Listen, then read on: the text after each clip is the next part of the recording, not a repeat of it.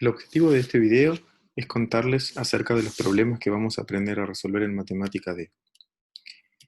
En el capítulo 1 vamos a aprender a resolver ecuaciones y sistemas de ecuaciones algebraicas no lineales. En muchas ocasiones ocurre que no podemos despejar explícitamente la incógnita. Supongamos, por ejemplo, que queremos diseñar un tanque esférico con un radio R mayúscula conocido y queremos llenarlo hasta queremos que contenga un determinado volumen B que decidimos de antemano. Entonces el radio R y el volumen B son conocidos.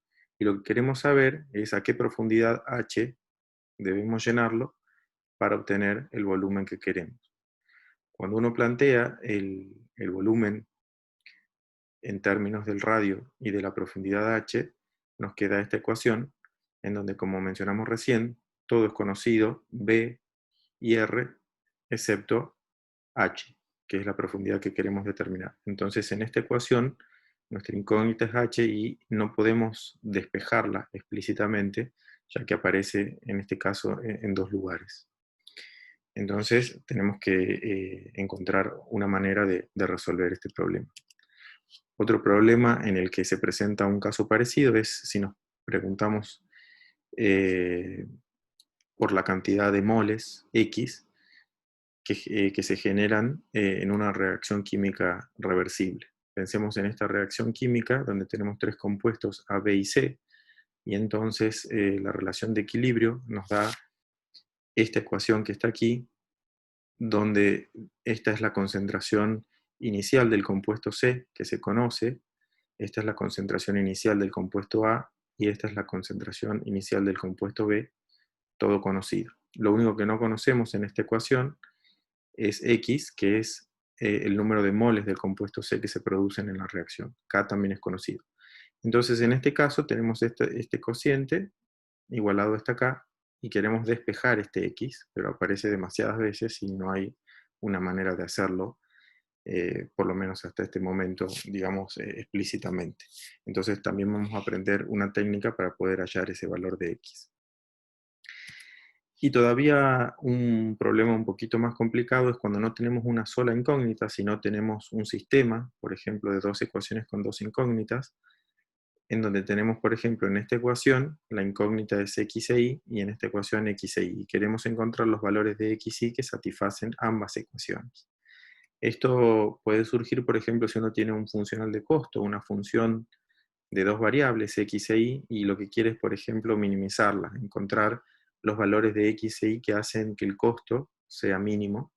Y entonces cuando uno deriva la función de costo respecto de x y deriva respecto de y, e igual a 0, para calcular los puntos críticos, obtiene dos ecuaciones con las incógnitas x e y. Una cosa que podría ser, por ejemplo, algo como esto.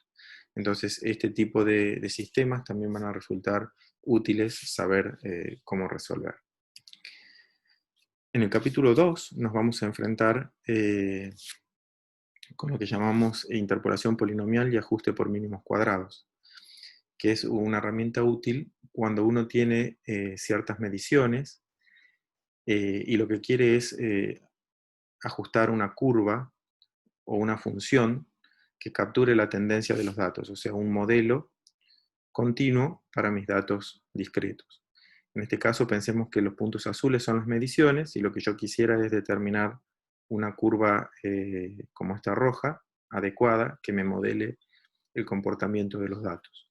Esto resulta útil en muchas ocasiones, por ejemplo, si yo quisiera predecir el valor de mi variable en algún punto donde no tengo la medición. Por ejemplo, fíjense en esta zona, yo no tengo la medición y entonces con la curva podría predecir el valor de la variable.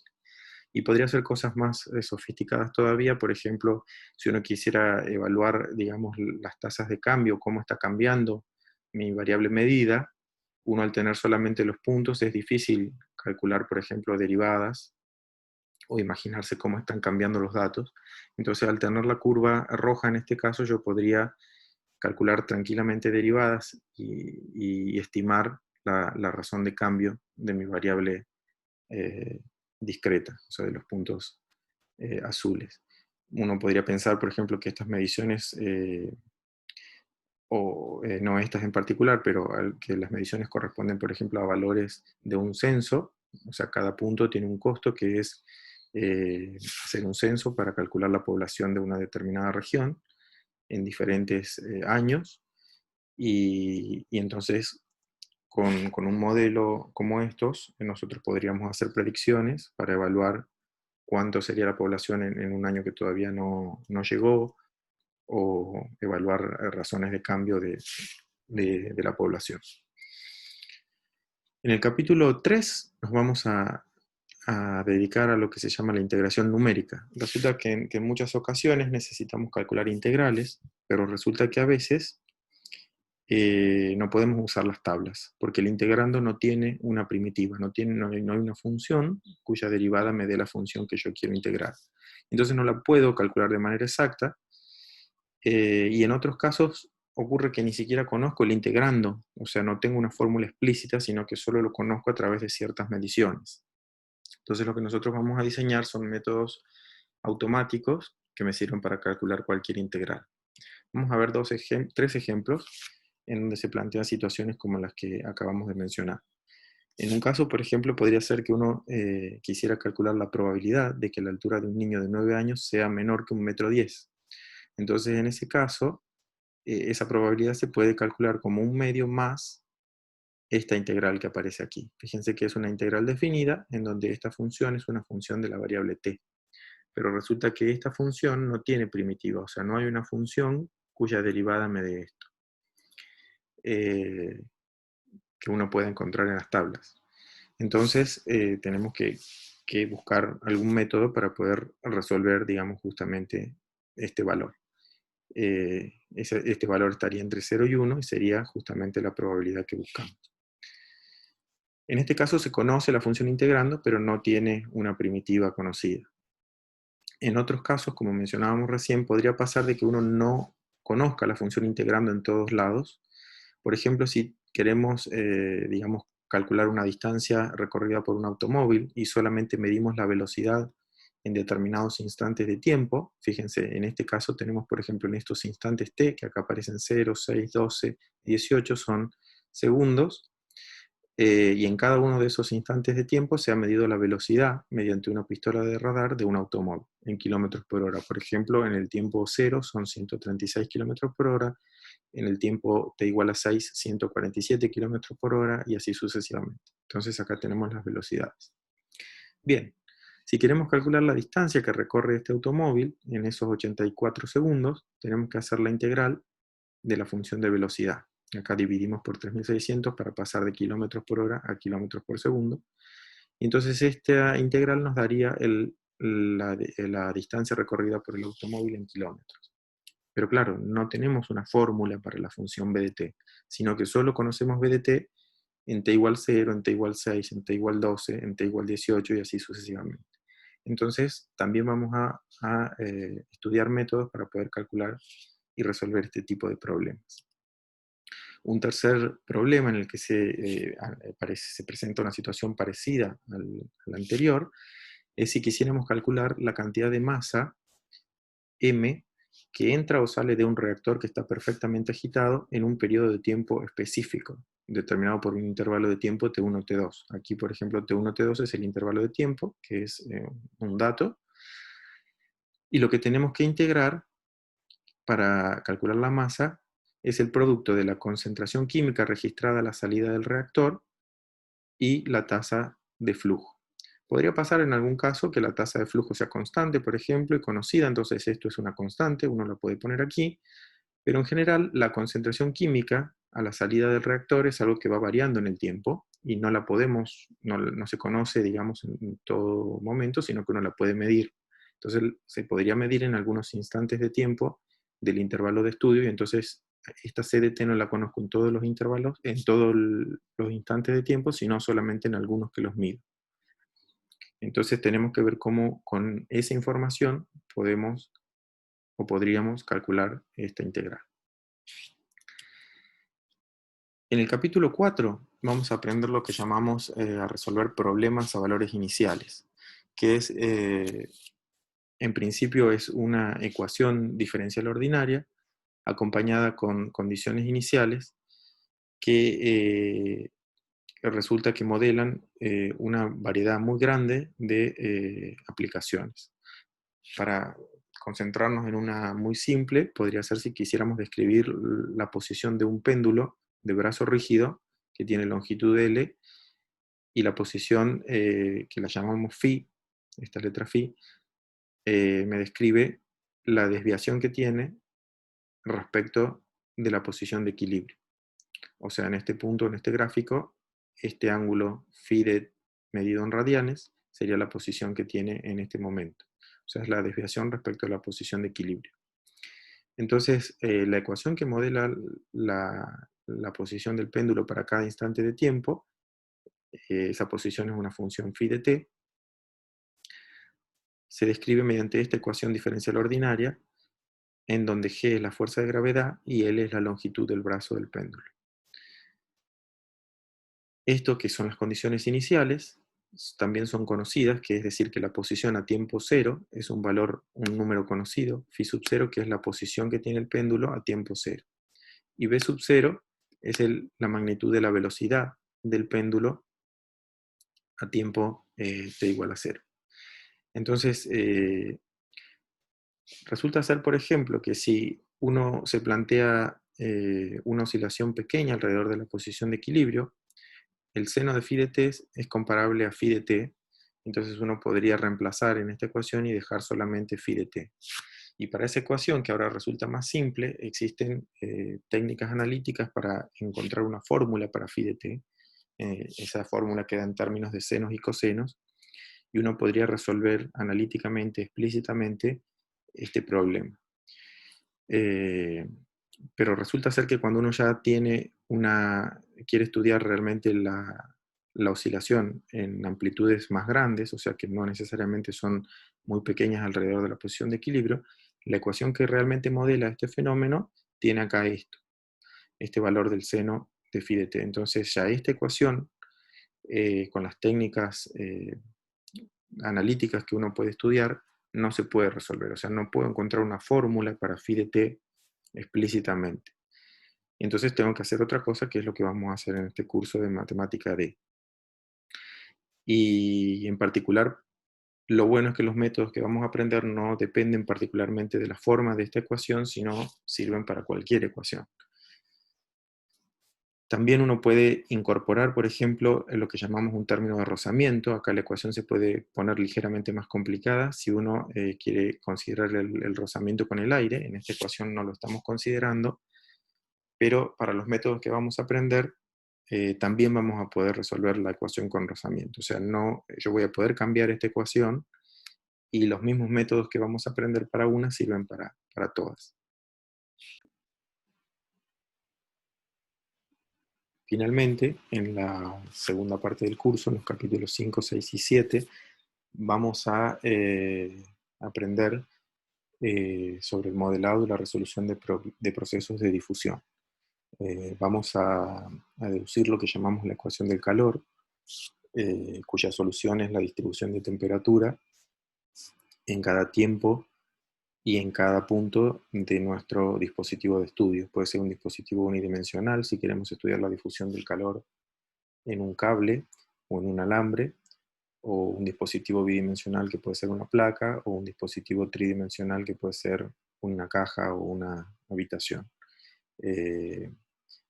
Estos problemas son más complicados que los que planteamos en los capítulos anteriores, pero a la vez son mucho más interesantes porque nos va a permitir modelar no solo procesos de difusión del calor, sino también, por ejemplo, la difusión de concentraciones de determinadas sustancias en un lugar, por ejemplo, cómo se difunde un contaminante en un río y otro tipo de procesos de difusión. Bien, vamos a brevemente quiero contarles cómo vamos a encarar o cómo vamos a resolver todos estos tipos de problemas que vimos. Si volvemos a las ecuaciones no lineales del capítulo 1, uno puede pensar de que ciertas ecuaciones no tienen mucha dificultad, puesto que pueden resolverla analíticamente. Una ecuación como esta, uno podría escribir esto como x menos 2 por x más 2, y entonces fácilmente deducir que las soluciones de esta ecuación son x igual a 2 y x igual a menos 2. Pero para otras ecuaciones como esta, en este caso no puedo despejar x, y entonces uno dice, bueno, no tengo una forma de despejarla. Pero bueno, en este caso tenemos que plantearnos qué significa, porque este x, el x tal que x es igual a coseno de x, que sería la solución de esta ecuación, muy probablemente es un número irracional, es decir, tiene infinitos dígitos decimales. Entonces, ¿qué significa encontrar en este caso la solución? Vamos a decir que encontrar la solución va a ser que somos capaces de conocer tantos dígitos del número x como uno quiera. Para esto vamos a utilizar lo que llamamos los métodos numéricos. Podemos pensar que tenemos un problema P, como la ecuación que teníamos recién, y la solución la llamamos X. Es lo que nosotros no conocemos y queremos hallar. Entonces, un método numérico va a ser una particular receta o procedimiento que nos va a generar, nos va a decir cómo construir una sucesión de números, en este caso x sub n, que va a converger a x. Y entonces, yo calculando el término xn para un n suficientemente grande, voy a ser capaz de conocer la solución x con tantos dígitos como yo quiera. Esa va a ser, digamos, la filosofía o la forma de resolver un problema en este sentido. El método numérico en particular es el que va a dar la receta o el procedimiento, la forma de calcular cada uno de estos xn, y eso va a tener un costo de tiempo en la computadora y un espacio de almacenamiento en la memoria por los cálculos que voy a tener que hacer para calcular cada uno de estos xn. Por otro lado, la velocidad de convergencia del método va a implicar, digamos, cuál de estos xn para qué n va a ser suficiente para yo estar conforme con que está suficientemente cerca o tengo los dígitos que yo quiero de la solución x. Entonces, en ese caso, va a haber como todas estas consideraciones va a hacer que un método numérico sea mejor, peor o comparable a otro método numérico. Para ilustrar, vamos a considerar esto que es algo muy simple, pero para fijar ideas me parece que es una buena alternativa. Pensemos que queremos escribir el número pi, que es un número irracional. Digamos, si yo no dispongo si no dispusiera de los dígitos, o sea, no los conozco y quisiera calcular los dígitos del número pi, uno podría utilizar que conoce que esta serie, que es la fórmula de Leibniz, converge al número pi. Dicho de otra manera, que yo sumando estos términos, tantos como quiera, voy a tener cada vez más dígitos exactos del número pi. xn le estoy llamando, x1 sería por ejemplo 4, x2 sería sumar 2 términos, x3 sería sumar 3 términos, y así sucesivamente. Acá tenemos otra serie, que es una serie que parece un poquito más complicada, pero que también converge el número pi, y en este sentido vamos a llamar i sub 1 cuando sumamos un término, i sub 2 cuando sumamos 2, i sub 3 cuando sumamos hasta el tercero, y así sucesivamente. Entonces, estas dos sucesiones, x sub n e y sub n, convergen al número pi. Si nosotros hacemos un gráfico para ver cuán rápido se aproximan cada una al número pi, podemos ver que este gráfico en azul corresponde a la primera fórmula, que eran los xn, y el rojo corresponde a la segunda fórmula, que eran los i sub n.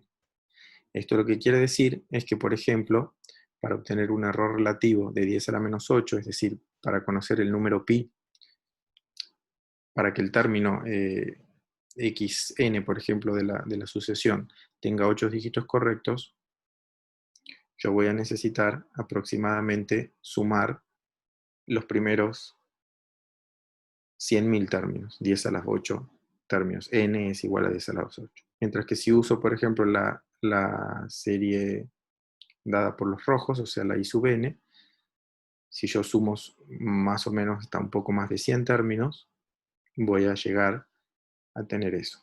Fíjense, de una manera más concreta sería esto. Estos son dígitos exactos del número pi, y si yo calculo el x 100 millones, que es haber sumado los primeros 100 millones de términos de la primera serie, obtengo esta aproximación, que tiene 8 dígitos exactos del número pi. Mientras que si considero la segunda serie, que era un poquito más complicada, y si sumo solamente 300 términos, llego a tener la misma precisión que antes. Obtengo 8 dígitos correctos del número pi. Entonces, en ese sentido, uno podría plantearse y entender que cada operación requiere un tiempo para realizarse en la computadora. Y entonces la diferencia mostrada en el ejemplo anterior puede significar la diferencia entre poder o no calcular una cierta aproximación. Por ejemplo, supongamos que queremos calcular con todos los dígitos correctos que una computadora me permite. Por ejemplo, calcular el número pi con 14 dígitos exactos, correctos. Entonces, si uno mira un poquito este gráfico, tiene que tratar de pensar, básicamente, seguir hacia acá abajo, hasta 10 a la menos 14, y tratar de extender estas curvas y ver cuál es el n, o sea, la cantidad de sumandos que tengo que hacer en cada caso para llegar a eso. Si uno lo hace,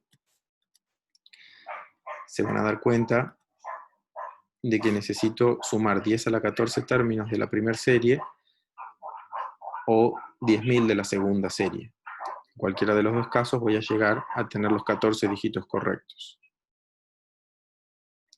La pregunta ahora es si estas dos cosas se pueden calcular. Entonces, si uno hace una cuenta un poquito a grosso modo, podemos suponer que una computadora realiza 3 por 10 a la 9 operaciones por segundo. Y entonces, si pensamos en, déjenme volver acá, ¿cuánto me cuesta a mí calcular cada sumando una vez que tengo, por ejemplo, 4 menos 4 tercios? ¿Cuánto me cuesta obtener el siguiente? O sea, si este es el x1, por ejemplo, ¿cuánto me cuesta sumarle esto? Tengo que dividir 4 en 5 y a esto sumarle el resultado que tenía. Entonces son dos operaciones, una división y después sumar acá. Lo mismo en general, ¿sí? Si yo tengo este número calculado, para calcular el que le suma el siguiente, tengo que hacer una división y sumar este numerito al anterior. Entonces tengo dos operaciones para calcular el x5 conociendo el x4, por ejemplo. Ahora, en este caso, ¿cuál es el costo de calcular un término más en la suma? Pensemos que para calcular este término yo necesito hacer dos productos y un cociente, entonces tengo tres operaciones para obtener este número, y ese número tengo que sumárselo a lo que ya tenía anteriormente, o sea que son 4 operaciones para obtener, en este caso, por ejemplo, el i sub 2 a partir del i sub 1. Teniendo esto en cuenta, podemos decir que para calcular x 10 a la 14 necesito dos operaciones por cada término que calcule, pero como voy a calcular 10 a la 14 términos, tengo esto, dividido en el tiempo que me lleva a hacer cada operación, y eso me da un total de 66.500 segundos. Mientras que si quiero calcular 10.000 términos de la más complicada, que era la de abajo, cada término me costaba justamente 4 operaciones, pero tengo 10.000 términos que voy a calcular, entonces son 4 por 10.000 operaciones que tengo que hacer, dividido en el tiempo que me lleva a hacer,